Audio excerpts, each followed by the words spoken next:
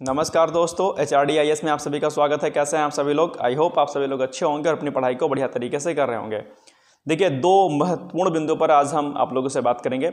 सबसे पहला जो बिंदु है वो जो है बहुत महत्वपूर्ण है, आपके लिए खासकर महत्वपूर्ण है, क्योंकि आप जो है बहुत बार इसलिए परेशान रहते हैं कि आपकी परीक्षा तिथि घोषित नहीं हुई है। तो जितना आप पढ़ते नहीं उससे कहीं ज़्यादा जो है आप परेशान रहते हैं कि आपकी एग्ज़ाम डेट कब अनाउंस हो जाएगी। तो इस पर भी हम लोग बात करेंगे।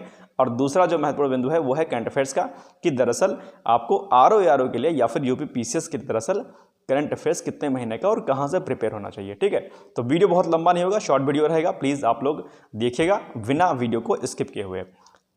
सबसे पहले हम लोग बिंदु पर बात करते हैं कि करंट अफेयर्स कितने महीने का होना चाहिए। इस पर मैंने कई वीडियो बनाए हैं और आप लोग को पता होगा, अगर आपने मेरे पुराने वीडियो को देखा होगा तो मैंने आपसे कहा था कि कम से कम 6 से 7 महीना 8 महीने का करंट अफेयर्स आपका पूरी तरीके से रेडी होना चाहिए।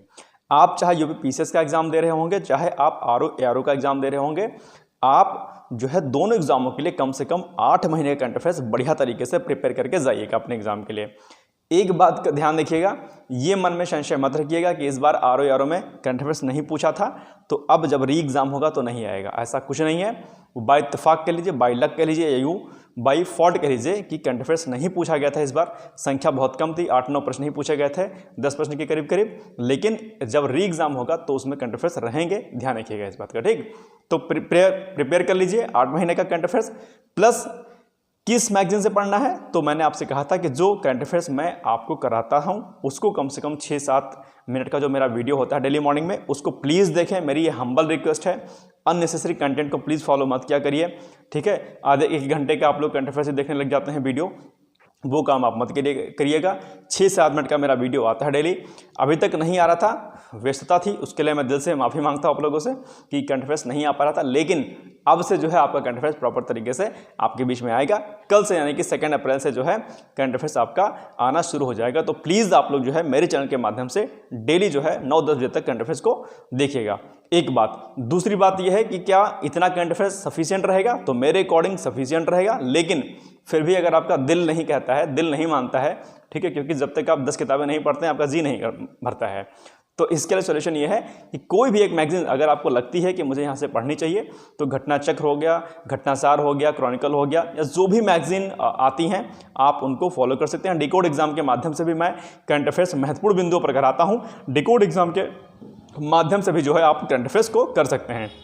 वहाँ पर मैं PCS प्री और प्लस मेंस के पॉइंट ऑफ व्यू से करंट अफेयर्स को बताता हूँ। कुछ जो महत्वपूर्ण बिंदु होते हैं, यानी कि कुछ जो मुद्दे महत्वपूर्ण होते हैं, नैतिक मुद्दे, उन पर मैं चर्चा करता हूँ। अपने चैनल पर भी मैं करंट अफेयर्स के साथ साथ में जो भी मेंस के पॉइंट ऑफ व्यू से जो आर्टिकल्स होते हैं उन पर मैं चर्चा करूँगा। तो ये बात हो गई।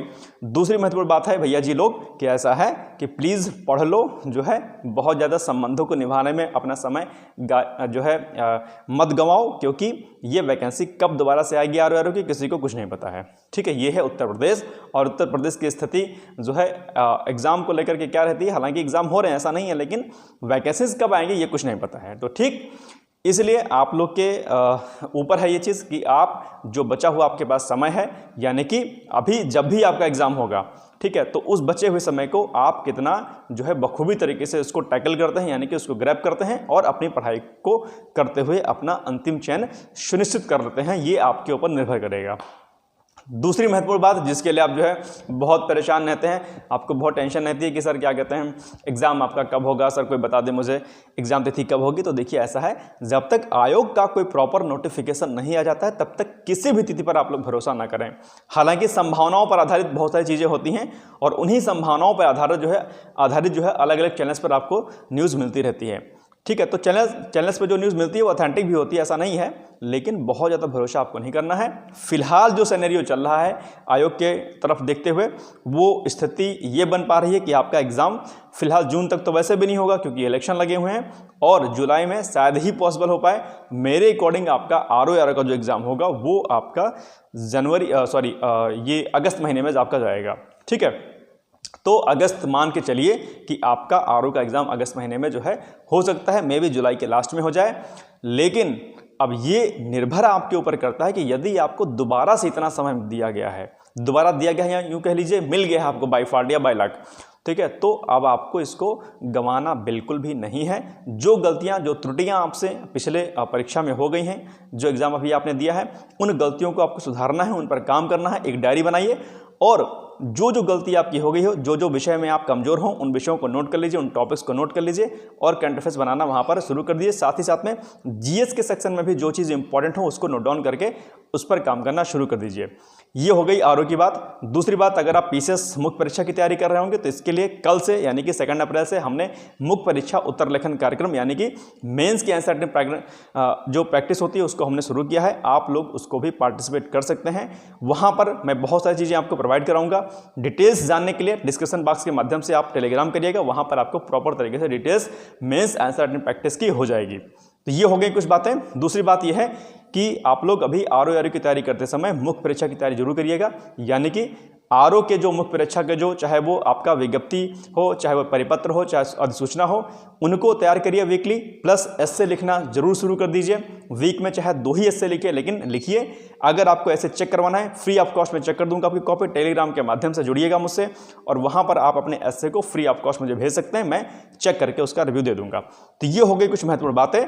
बाकी मैं आपसे एक ही बात कहना चाहता हूं कि सब कुछ छोड़ दीजिए, अपने पर भरोसा करके समय को मत गंवाइए, अपने पर भरोसा रखिए, सकारात्मकता के साथ, कंसिस्टेंसी के साथ अपनी तैयारी को करिए। ठीक है, क्योंकि ये दुनिया जो है दरअसल आपका साथ छोड़ देगी, ध्यान रखना बाबूजी लोग।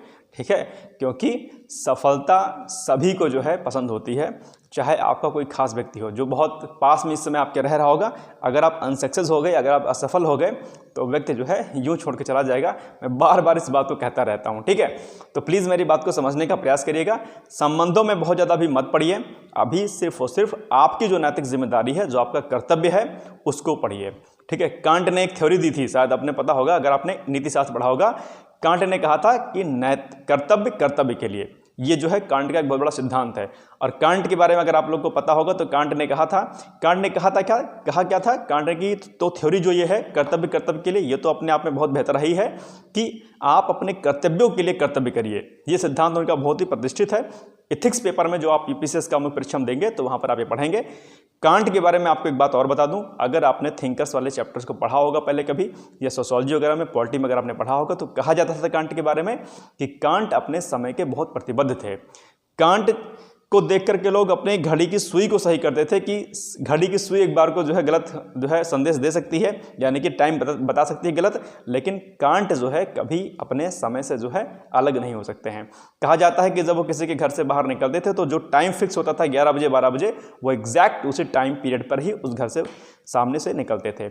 एक बार शायद वो फेल हुए थे, किसी नॉवेल को पढ़ने में बहुत व्यस्त हो गए थे, तब उनका समय जो है थोड़ा सा आगे निकल गया था। बाकी कांट अपने समय के प्रति बहुत प्रतिबद्ध थे, और जिसने समय के प्रति प्रतिबद्धता नहीं जताई वो जिंदगी में कभी भी सफल नहीं हो सकता है। तो प्लीज़ मेरी बात को समझने का प्रयास करिएगा।